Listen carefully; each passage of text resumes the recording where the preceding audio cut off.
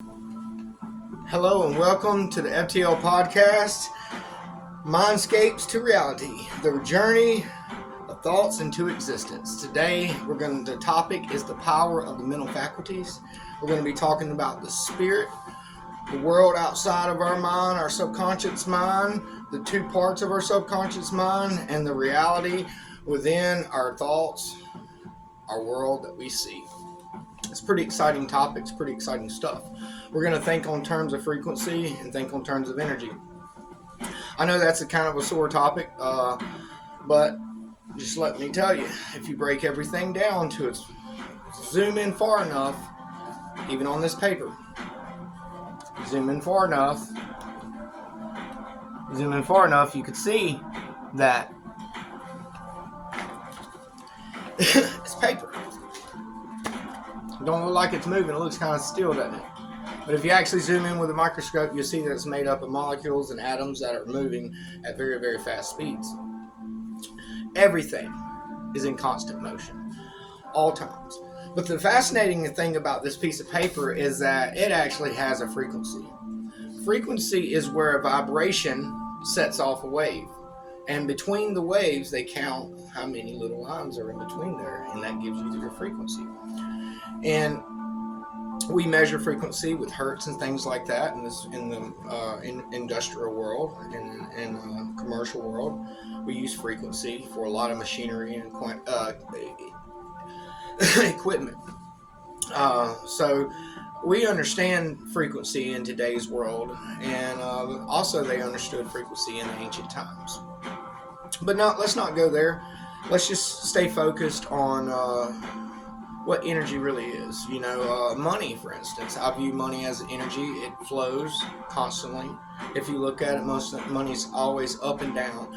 If you try to stop the flow of money, you better have a capacitor or a dam built up, like the Hoover Dam, because it wants to have an inflow and an outflow. It wants to come and go, and so never try to stop that flow. Always let it release. That's why it's important to pay that 10%, that tithe, because it sets off a vibrational frequency. Immediately when you give, that frequency exists, and that 90% of your income is blessed, and now you're going to attract things that you're in harmony with. So now you're automatically set up, bam, for success. When you keep the whole 100, you don't release that frequency. That frequency doesn't exist because you haven't matched that frequency, and therefore now you're going to attract things that are more negative and less likely to benefit you. So that 100% now becomes, what they would like to call cursed in the spirit world. But so energy is a part of our life, and if you think of things on terms of energy, like your thoughts, for instance, when I wrote on here spirit at the top, and so that word has a frequency. It has a vibrational frequency. It can't be measured by the human eyes, with the human ears, but with certain types of mechanical engineering and machinery we have today, they can be measured. Words project a frequency. Thoughts project a frequency.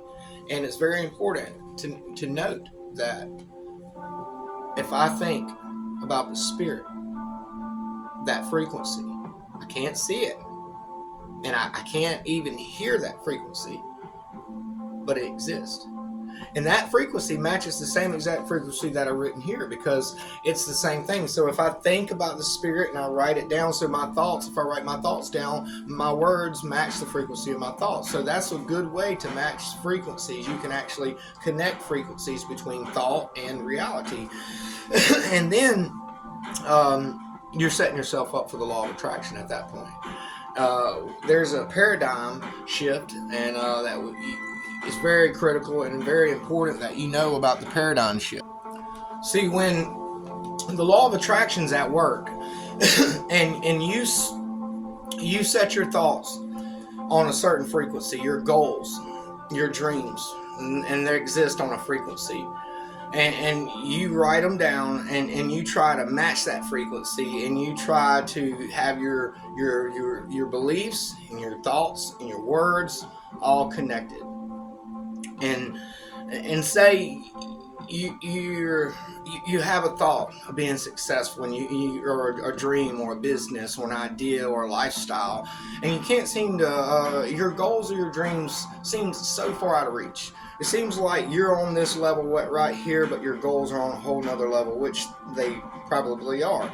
Frequencies in order, and you can't bring that frequency of your goals to match the frequency you're in. You actually have to rise to that frequency to be on that frequency. So the best way to operate on that frequency is to imagine yourself operating in your visualizing, using your imagination, one of your powers of the perceptions, the powers of the mental faculties, the creative powers of your mental faculties. Imagination is so powerful.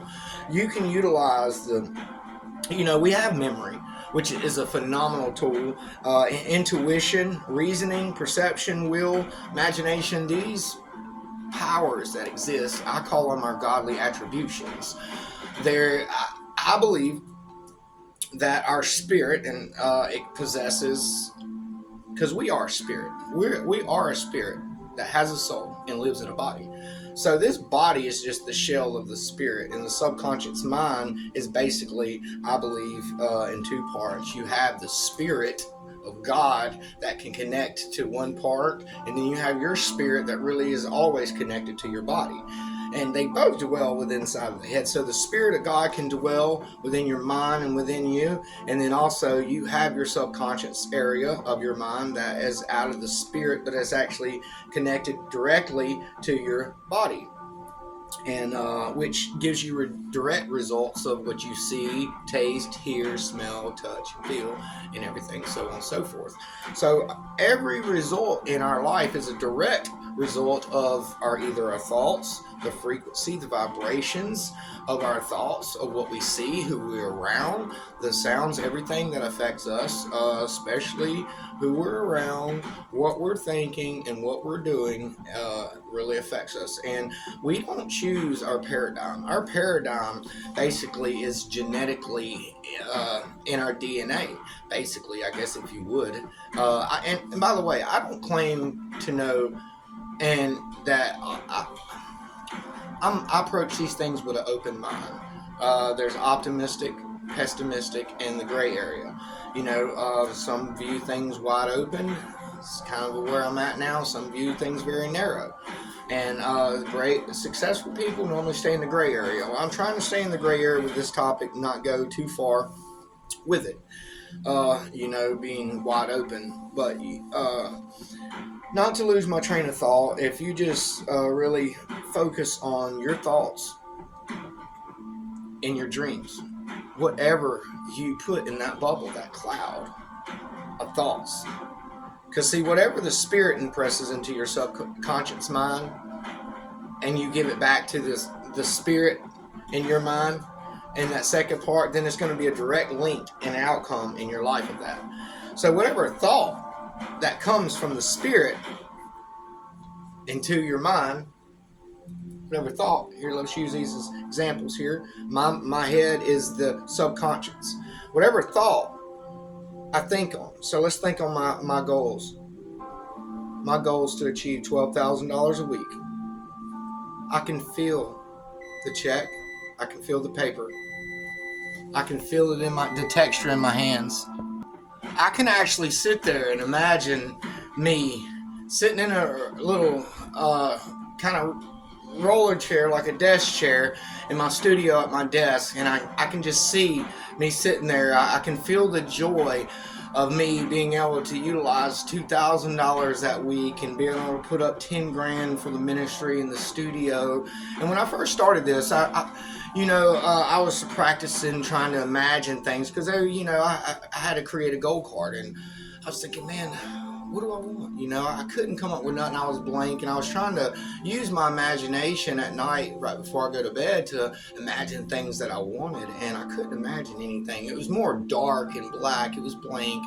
I really wasn't doing a good job. It felt like my imagination was just not being activated or used to the full potential.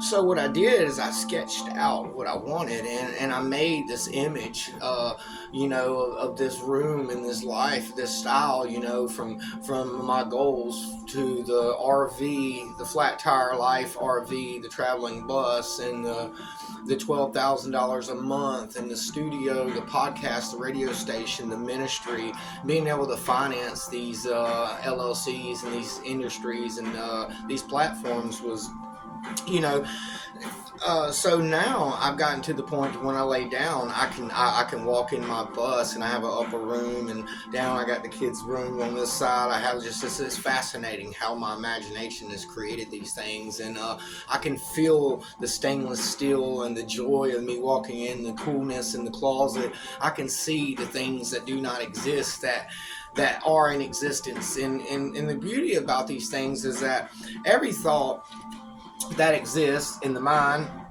out here in the spirit world is, I believe that God's created everything in the beginning.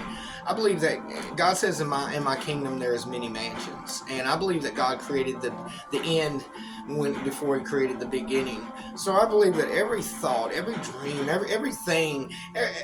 God's created there's an infinite amount of frequencies, and God's created everything. So every thought, everything that you could ever possibly think of or dream of or have has already been created. Whether you obtain these things as results in your life or not, they were created in the beginning. And I believe that there's nothing that we could receive in our life that didn't probably never existed, so. But anyways, it's hard for us. Our minds cannot comprehend the spiritual aspects of it. So, we'll get lost. It's just we cannot even comprehend the spiritual thing. We're not even designed to be able to handle the spiritual things outside of the world.